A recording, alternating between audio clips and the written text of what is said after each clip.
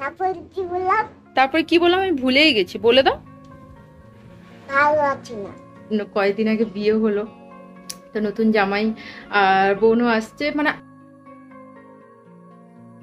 Problem কি জানো তো, ট ত ড দ, যে ডালিয়া সেদ্ধ হয়ে গেছে, এরপর ঘি দিয়ে দেবো। দরজা বারবার বন্ধ হয়ে যাচ্ছে। তোমার বউ যে কত টাকা বাঁচায় তোমরাই বলো। একটা ডিম মেখেছি বলে কথা শুনিয়ে দিল। হ্যালো এভরিওয়ান, আশা করছি তোমরা সবাই ভালো আছো আর আমিও ভালো আছি। সকালে ঘুম থেকে অনেক আগেই উঠে পড়েছি, আর উঠে এখন ব্রেকফাস্ট কিছুই করা হয়নি। আমার এমনি গরম জলটা যেটা আমি খাই প্রত্যেক দিন, জিরা মেথি জলটা খেয়েছি। তো আজকের ব্লগটা অনেক অনেক ইন্টারেস্টিং হবে, তো চলো পুরো ব্লগটা তোমরা দেখতে থাকো।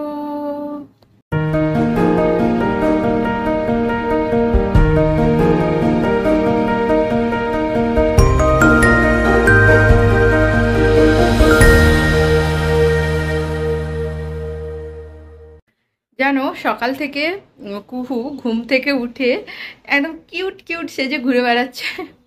ওর বাবা সকাল থেকে ওকে কোলে নিয়ে নিয়ে ঘুরছে, ওকে এত কিউট লাগছে। দাও তোমাদেরও দেখাচ্ছি।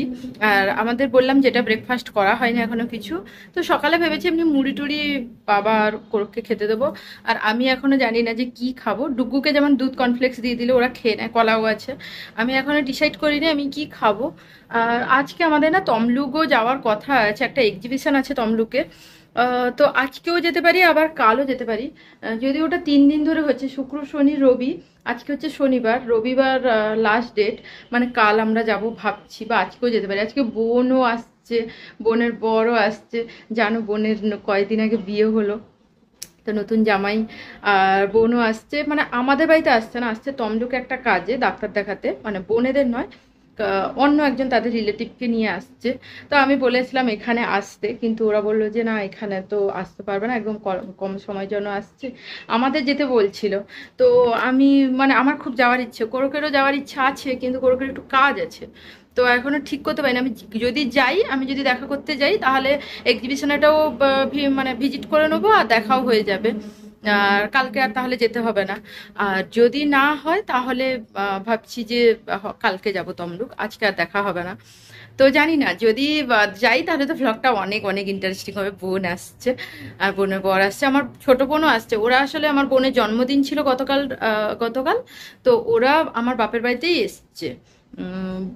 বোনের বর আর আমার ছোট বোনও, ওই জন্য আজকে ওদের সঙ্গে তমলুক এসছে। ওদের একটু তমলুক ঘোরাও হয়ে যাবে, বড়মা মন্দির টন্দির যাবে, আর একটু ঘোরাও হয়ে যাবে, তমলুক নদীর ধারও যাবে। তো এই সব প্ল্যান আমার এখনো ঠিক হয়নি, আমরা যাব কি যাব না, কথা চলছে। তো হ্যাঁ, কুহু এসে গেছে, তোমাদের দেখাচ্ছি। দাঁড়ো দাঁড়ো দাঁড়ো দাঁড়ো, ওপরে ওঠো, ওপরে ওঠো, ভালো করে দেখাই। কুহুকে এরকম চুল বাঁধলে না, ওর বাবা বলে মুন্নি লাগছে, মুন্নি। কুহু এরকম চুল বাঁধলে। কুহু মুখটা দেখাও একটু, কিউটি মুখটা এদিকে দেখাও মাম্মা। মামা এখন দেখো, দেখাবে না, দেখি চুলটা দেখি। বলি বাবালে চুলটা তো অনেক কিউট লাগছে, চুলটা তো অনেক কিউট লাগছে, অনেক কিউট লাগছে। বলি বাবালে কিউটের দিব্যা একটা বসে আছে কাল ভর্তি করে। কালকে জানো তো একটা মজার ঘটনা হয়েছে। কালকে আমাকে কুহু এসে জিজ্ঞাসা করছে, মা ডুগু এসছে। মা ডুগু বলছে, মা একে বলো তো কে বড়। মানে ডুগু আর কুহুর মধ্যে ঝগড়া লেগেছে, কুহু বলেছে কুহু বড় আর ডুগু বলেছে ডুগু বড়। তো আমার কাছে জিজ্ঞাসা করতে এসছে, আমি বলছি হ্যাঁ ডুগু দাদা বড়। তখন বলছে আমি তাহলে কোথায় ছিলাম। দিয়ে যেমনি বলেছে তুমি অনেক পরে হয়েছে, আমার পেটে ছিলে। তখন ও যে ছিল এরকম হবে না, দিয়ে রেগে মেগে চলে গেল, তাই না, তাই না। তারপরে কি বললাম আমি ভুলেই গেছি, বলে দাও। ও তো তার আবার মনেও আছে, হ্যাঁ এটাই বলেছিল যে ভালোবাসি না আমি তোমায়, চলে গেছিল। তুমি আমায় ভালোবাসো না তো, আচ্ছা তুমি বড়। আজকে আকাশটা খানিকটা এইরকম মেঘলা মেঘলা, আবার একটু রোদও বেরিয়েছে। আর ও আবার এই রূপে চলে এসছে। আচ্ছা কি হয়ে ঘুরে বেড়াচ্ছে তোমার বেটি? কি বলছিল? বলছে ঘুরতে নিয়ে চলে যাবো। এইখানে ডুগু আবৃত্তি প্র্যাকটিস করছে, করছে ঠিকঠাক। আজকে কোরকের দায়িত্ব, এখন থেকে কোরকের দায়িত্ব আবৃত্তিটা দেখার। ঠিক করে বলে যাচ্ছ? বাহ, নিজে থেকেই ঠিক করতে হবে। ওর কমন প্রবলেম কি জানো তো, ট ত ড দ, মানে যেগুলো উচ্চারণ কিন্তু আলাদা, দেখতেও আলাদা, কিন্তু শুনতে খানিকটা একই রকম লাগে। ওর ওই উচ্চারণগুলো ওই রকম প্রবলেম হয়, তাই তাই ধরো তুমি, তাকে বলবে টুমি, এরকম আর কি, একটু নন বেঙ্গলিদের মতো লাগে কথাটা শুনতে। তো ওকে ওগুলো বলা হয়েছে যে একটু ঠিক কর, ওই জন্যই আবৃত্তি ক্লাসে দেওয়া, কারণ বাংলাতে প্রচুর কম নাম্বার পায় আর বাংলাতে সব ভুল করে। মানে মানে ওই যে উচ্চারণ বানান জানে, কিন্তু সে উচ্চারণ যেমন করছে সেই রকমই লিখছে, ওই জন্য বানানটা ভুল হয়। ওই জন্য ওকে আবৃত্তি ক্লাসে মেন আরো দেওয়া। আর ভালোই হলো, আবৃত্তি চর্চাটাও ওর মধ্যে থাকবে। আর এই নাইটিটা না আমি মিশো থেকে নিয়েছি। আর একটা অর্ডার করেছিলাম, সেটা অতটা ভালো লাগেনি বলে রিটার্ন করে দিয়েছি। আমার ভালো লাগছিল, কোনোকে ভালো লাগেনি বলে রিটার্ন করে দিয়েছি। তারপরে এই আরও একটা অর্ডার করেছি, সেটা এখনও আসেনি, সেটাও কাপ্তান নাইটি, আর এটা নর্মাল নাইটি। এটা দেখতে কিন্তু খুব সুন্দর, মানে এটা দেখতে ব্ল্যাক লাগলেও এটা কিন্তু কালারটা হচ্ছে ডার্ক ব্লু। আমার মনে হয় ভিডিওতে কিন্তু ডার্ক ব্লু লাগছে, কিন্তু কোরক বলছিল ব্ল্যাক কালার হয়ে গেছে। আমি বললাম না, এটা মিড নাইট ব্লুগুলো হয় না সেরকমই। আর ওপরে এখন ছোটো ছোটো ফুল করা আছে। আর এটা প্রিন্ট নয়, এমনি মানে প্রিন্ট হলে উঠে যায় কাস্তে কাস্তে, কিন্তু ওটা নয়।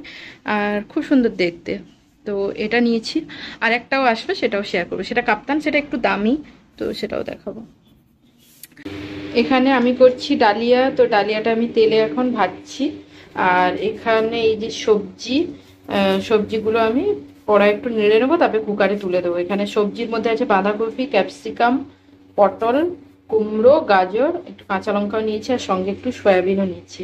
আর বাড়িতে সবার জন্য কি রান্না হয়েছে সেটাও দেখিয়ে দিই। মাছের ঝোল আলু পটল দিয়ে পাতলা, আর এদিকে কাঁকরোলের ভাজা, আর একটা উচ্ছে মাছের তেল দিয়ে একটা ভাজা হবে। তো এটা কাঁকরোলে ভাজা বলছি, কাঁকরোলে সর্ষে পোস্ত দিয়ে একটা সবজি।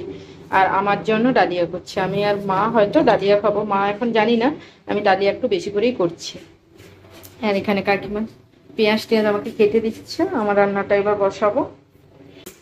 এখানে আমি পটল তুলে দিয়েছি তেলে, আর এরপরে গাজর, বাকি সবজি সবগুলোই আস্তে আস্তে তুলে দেবো, আর একসঙ্গেই দিয়ে দিই, নাহলে একটা একটা করে দিতে না টাইম লেগে যাবে। একটু তেলও দিয়েছি অল্প করে, একটুখানি নেড়ে নিয়ে কুকারে তুলে দেবো নুন হলুদ দিয়ে। এদিকে উচ্ছে পেঁয়াজ টেঁয়াজ দিয়ে ভাজা হয়ে গেছে, মানে আর একটু বাকি। আর আমার সব কিছু ভেজে এখন কুকারে তুলে দিয়েছি। এবার দুটো তিনটে সিটি দিয়ে দেবো, তারপরে আবার কড়ায় একটু পেঁয়াজ আর একটু আদাকে গ্রেট করে নিয়েছি, তো এটা দিয়ে একটু ভেজে মশলাটা দিয়ে তুলে এখানে একটু ঘি দিয়ে দিলে হয়ে যাবে। মানে এখন কুকারে করছি, এরপর আবার কড়াতে একবার করবো। এদিকে গালফুলিকে নিয়ে আমি দাঁড়িয়ে আছি রান্নাঘরে, কারণ কি হয়েছে বলো? দরজা বারবার বন্ধ হয়ে যাচ্ছে। দরজা বারবার বন্ধ হয়ে যাচ্ছে, বাতাসে দরজা বন্ধ হয়ে যাচ্ছে। ও ভাবছে ডুগু বন্ধ করছে আমার কাছে। ও ভূত বন্ধ করেছে? কে বলেছে এটা? দাদা ভাই বলেছে। আমি রান্নাঘরে রান্না করছিলাম, দেখি কান্নার আওয়াজ, তারপরে দেখি ঘরে দরজা বন্ধ হয়ে গেছে আর ও ভিতরে একা, ওই জন্য কাঁদছে। বাতাসে বন্ধ হয়ে যাচ্ছে, ও ভাবছে ডুগু বন্ধ করেছে। তারপরে ডুগু তো টিভি ঘরে ছিল, তারপরে ডুগু এসে বলছে যে না আমি বন্ধ করিনি। তখন ও বলছে, তখন ডুগু বলছে ভুতু বন্ধ করে দিয়েছে। দিয়ে এখন মুখটু গম্ভীর করে ভাবছে সত্যি কি ভুতু আছে, সত্যি কি ভুতু আছে। আর ঠাকুর, ঠাকুরও আছে, তাই না? আর এই ডালিয়া হচ্ছে, এই যে ডালিয়া সেদ্ধ হয়ে গেছে, এরপর ঘি দিয়ে দেবো, দিয়ে বাকি হয়ে গেছে, মানে আমার কমপ্লিট। শুধু ঘিটা দিলে আমি গ্যাসটাও বন্ধ করে দেবো। কুহু ডুগুকে এবার চান করাবো, কারণ খাওয়ার টাইম হয়ে গেছে, 1:10 কি 1:15 বাজে। তো তাড়াতাড়ি চান টান করে ওদের খাওয়াবো, তাই তো মাম্মা?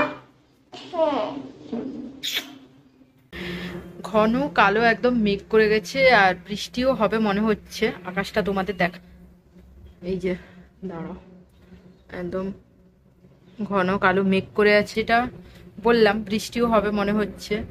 আর বোনেদের কাছে ওখানে যেতে পারলাম না, ওদেরও বলেছিলাম, কোরগো ফোন করে বলেছিল যে এখানে চলে আসতে, এখানে খাওয়া দাওয়া করে, বা বিকেলবেলা ভাইও ফিরবে বাড়ি। তো আজকে নাহলে রাতটা থেকে কাল সকালে চলে যেত, বাট ওর চেম্বার আছে, মানে ওর বরের চেম্বার আছে আজকে। আর ও অ্যাকচুয়ালি একটা কাজেও এসেছে, তো সেরকম আমাদের বাড়িতে আসাটাও ওর পক্ষে সম্ভব হয়নি, বা আমরাও যেতে পারলাম না।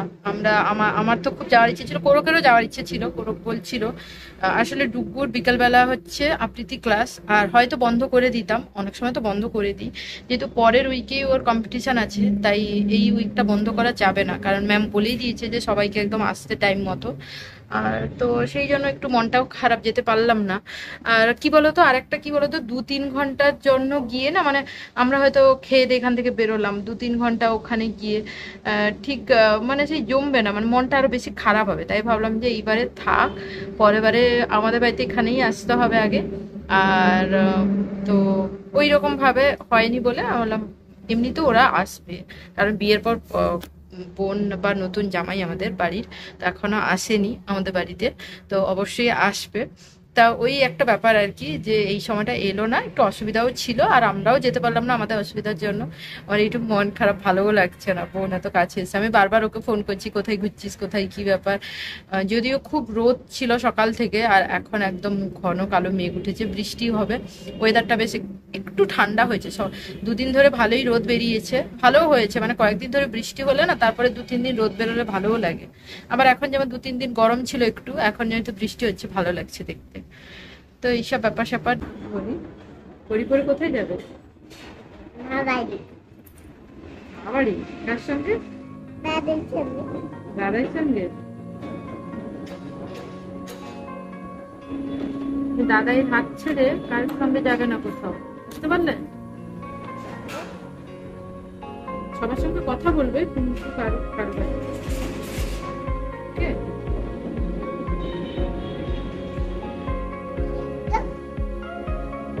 আজ ফিজে চলবো না। হ্যাঁ, ফিজে চলবো না। সর্বনাশ। না।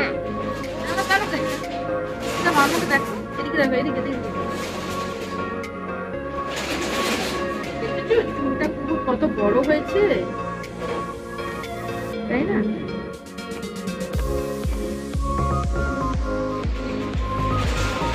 বাটারফ্লাই, তুমি বাটারফ্লাই, তাই তোমার মাথাতেও বাটারফ্লাই।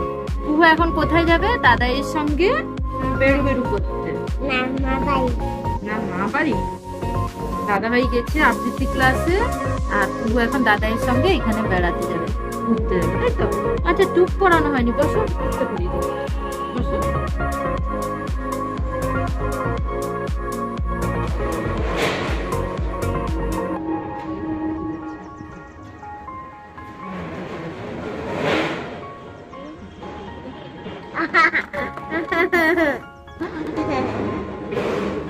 ও এদিকে মুখটা ঘোরা মিত্তি,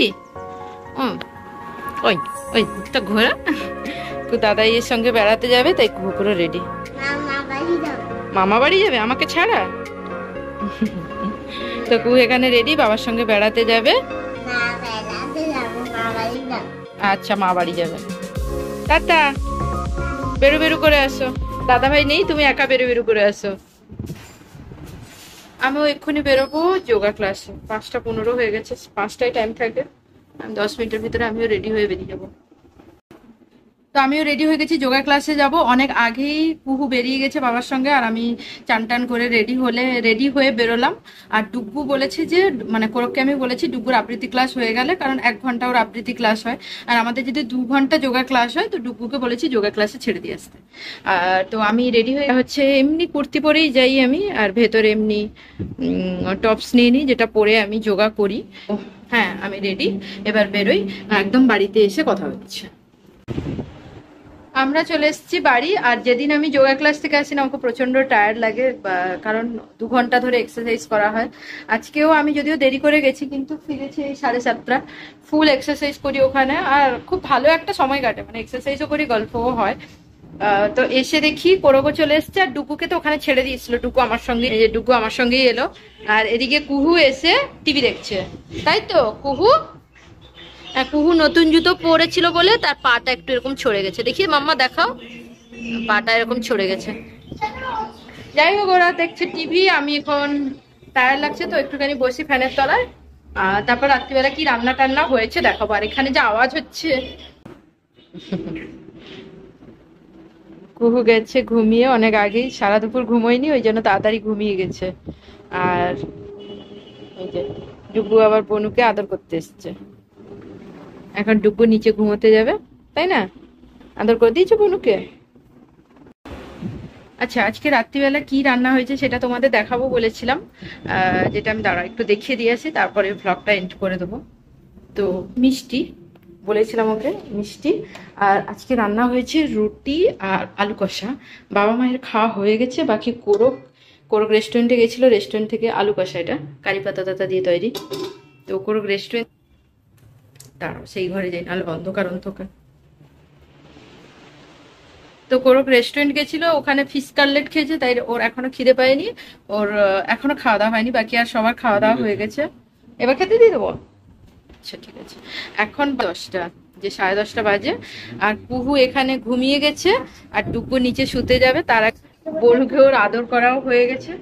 আর আমি এখন রিসেন্টলি স্কিন কেয়ারটা খুব করি, মানে হোমমেড, যেটা হোমমেড জিনিস দিয়ে, যেমন আমি কাঁচা দুধ, যেটা বাড়িতে প্রত্যেক দিনই দুধ আসে আমাদের বাড়িতে, তো কাঁচা দুধ যেটা, সেটা আমি প্রত্যেক দিন টোনার হিসাবে মানে যখন আমি বাইরে থেকে আসি, আজকে যেমন যোগা ক্লাস থেকে এসে আমি ভালো করে একদম তুলো দিয়ে মুখটাকে ক্লিন করেছি, তারপরে একটুখানি বেসন মধু টধু দিয়ে মেখেছি, কারণ সামনেই পুজো, স্কিন কেয়ার করা অবশ্যই দরকার।